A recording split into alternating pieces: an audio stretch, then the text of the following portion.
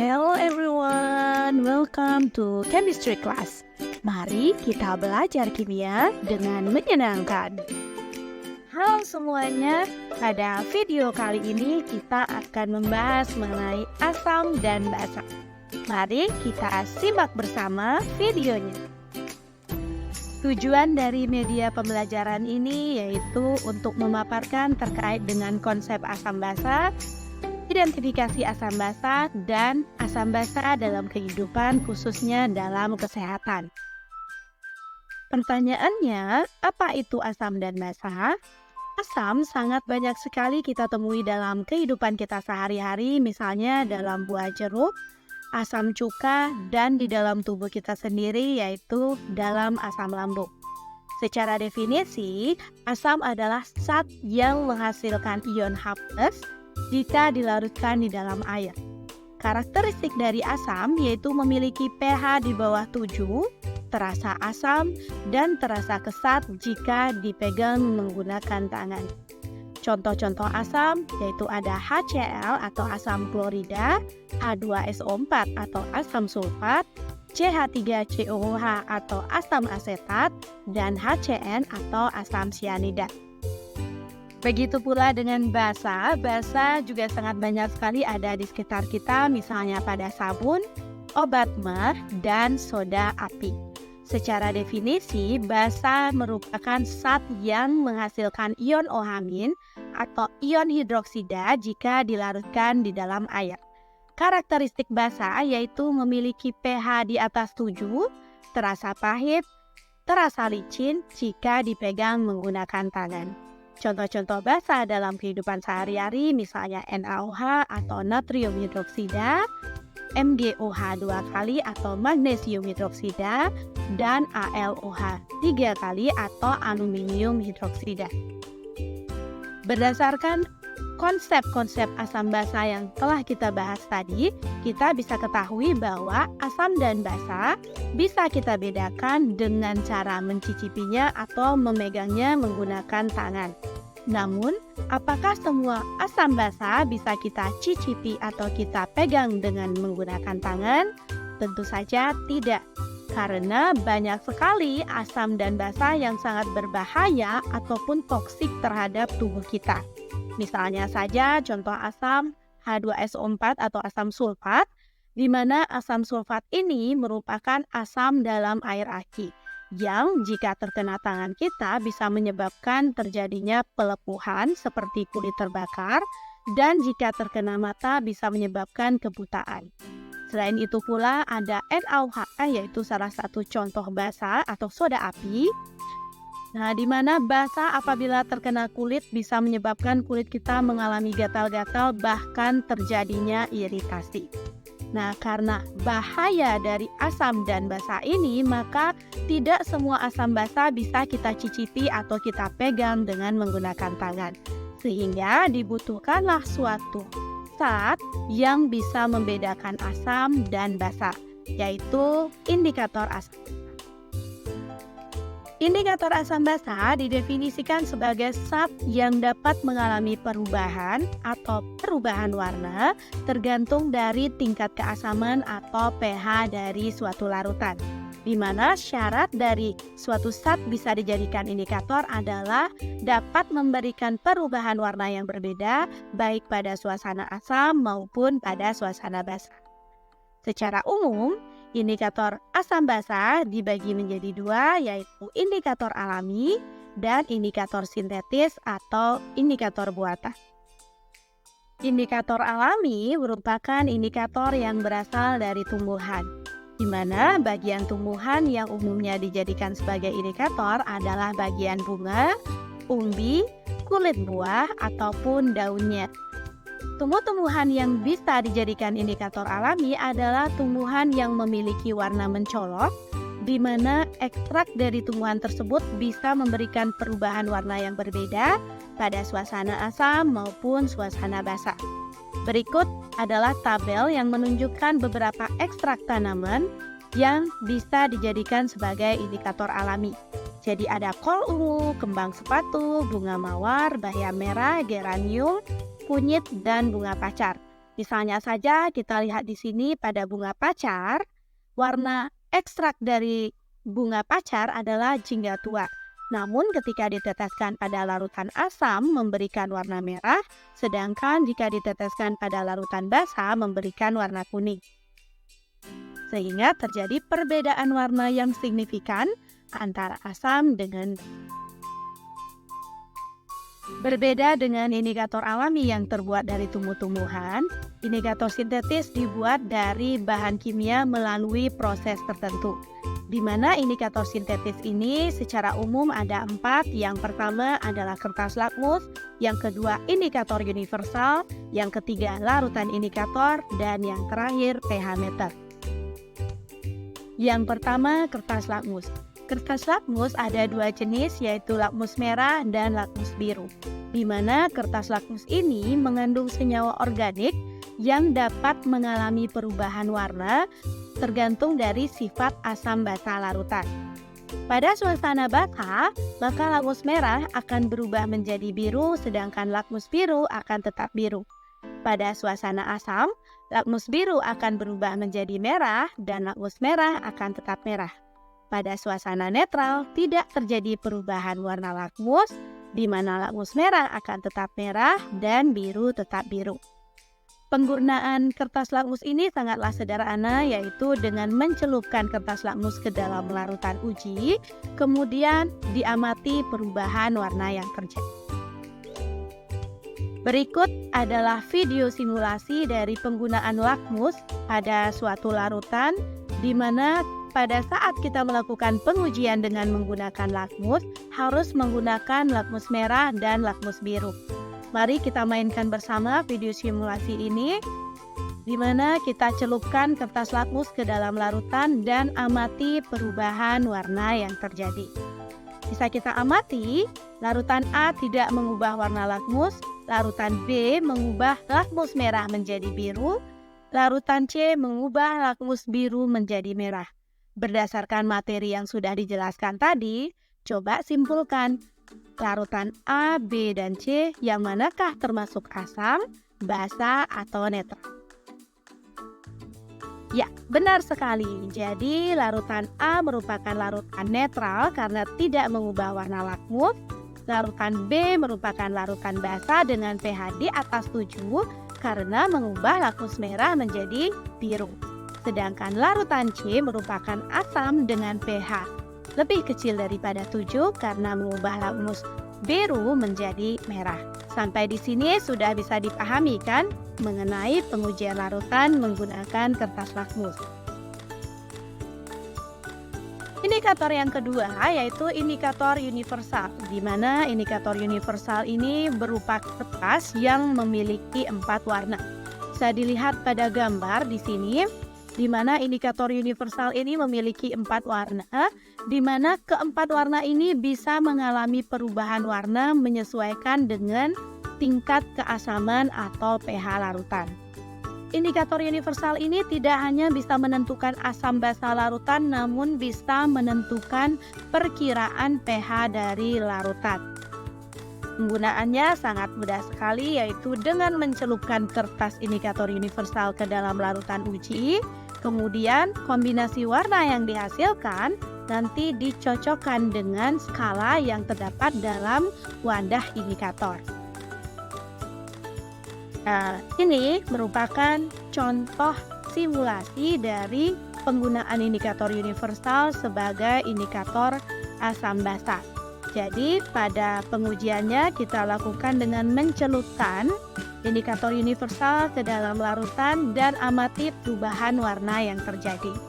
Nah, kombinasi warna yang dihasilkan kita cocokkan dengan kotak indikator tersebut. Jadi yang mana kira-kira pH yang paling dekat kombinasi warnanya dengan kombinasi warna yang kita peroleh dari hasil pengujian.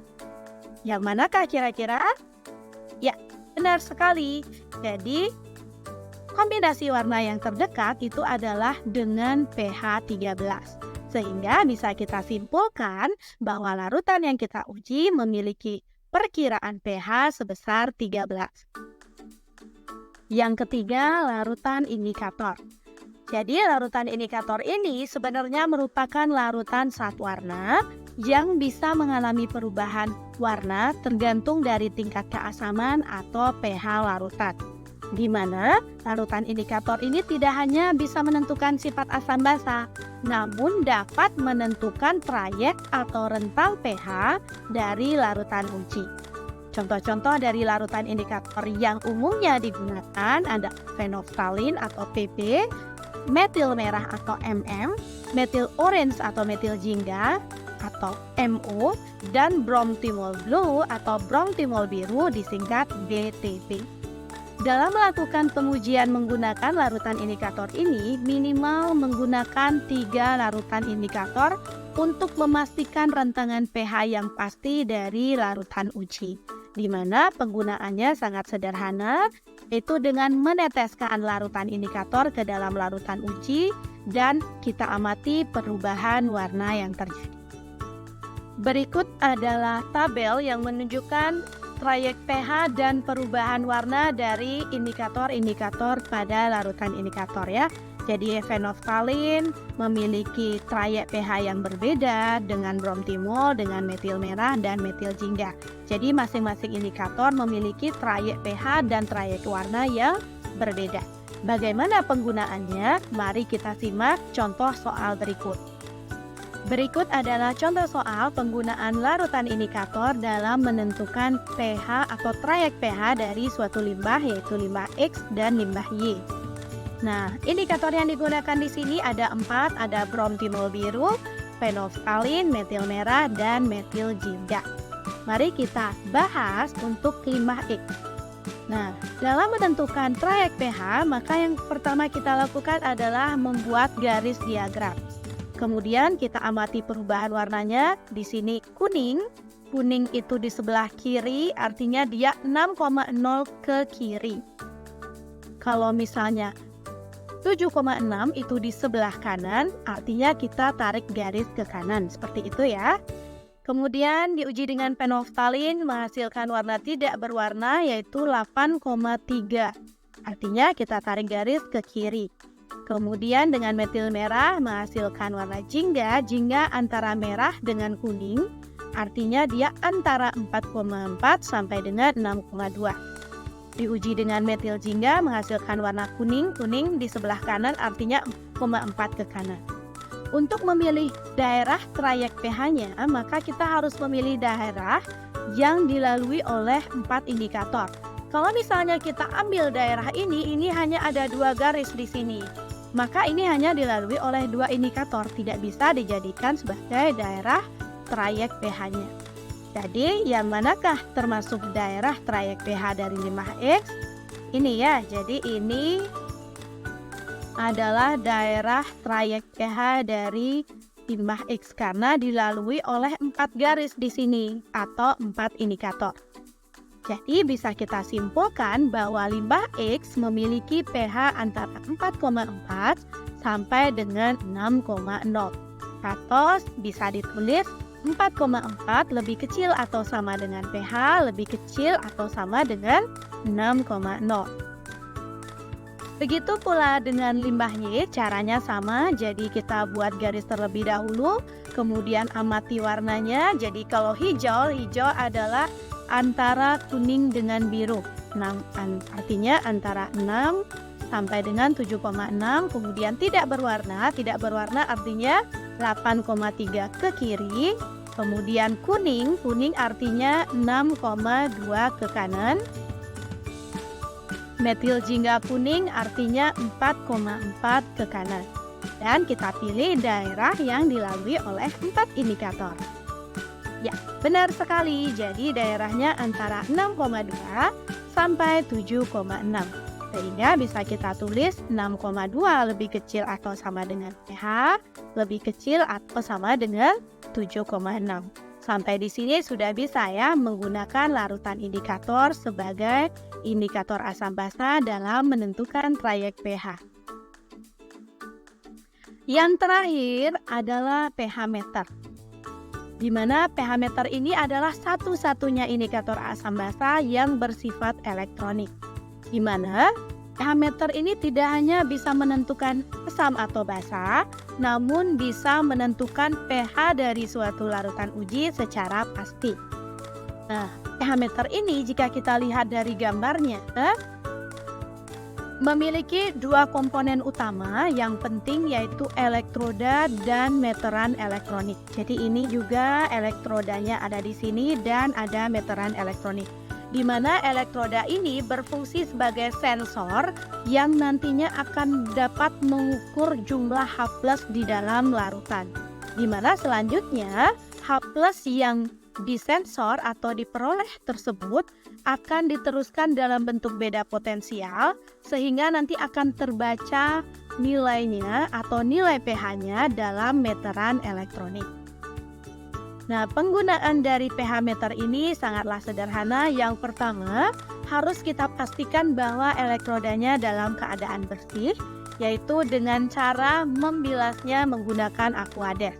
Jadi dilakukan pembilasan hingga benar-benar bersih, kemudian setelah bersih dan kering, baru dicelupkan ke dalam larutan uji. Dan kita amati langsung berapakah angka pH yang tertera dalam meteran elektronik. Jadi itulah konsep terkait dengan asam basa dan identifikasi asam basa. Selanjutnya, bagaimana manfaat dari asam basa dalam kehidupan kita sehari-hari? Yang pertama yang bisa kita manfaatkan adalah konsep dari penetralan asam dengan basa, di mana asam dan basa merupakan zat yang dapat saling menetralkan. Misalnya saja ketika kita mengalami kelebihan asam lambung, maka kita harus mengkonsumsi obat MAH menetralkan asam lambung, karena obat MAH mengandung magnesium hidroksida yang bersifat basa. Selain itu, ketika misalnya kita berkeringat, di mana keringat bersifat asam karena mengandung asam propionat, maka bisa kita netralkan dengan menggunakan deodoran. Karena di dalam deodoran terkandung aluminium hidroksida yang bersifat basa. Begitu pula ketika kita digigit serangga seperti semut, lebah, ataupun tawon, di mana sengatan lebah ataupun semut bersifat asam karena mengandung asam formia, sehingga harus kita netralkan dengan menggunakan basa, misalnya soda caustic. Sedangkan gigitan tawon bersifat basa, sehingga bisa kita netralkan dengan mengoleskan sesuatu yang bersifat asam, yaitu cuka. Tentunya pengolesan ini hanya kita lakukan apabila terjadi alergi dalam tingkat yang rendah. Selanjutnya, sifat asam basa yang berguna bagi kita adalah larutan penyangga.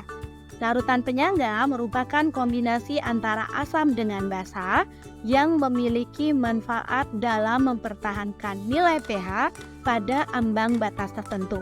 Salah satunya adalah larutan penyangga di dalam darah yang terdiri dari larutan penyangga Hg, karbonat, dan fosfat, di mana ketiga larutan penyangga tersebut bekerja secara sinergis dalam mempertahankan pH darah untuk tetap di pH maksimumnya, sehingga darah bisa melakukan transportasi O2 secara baik dan aktif dan berpengaruh terhadap kelancaran metabolisme.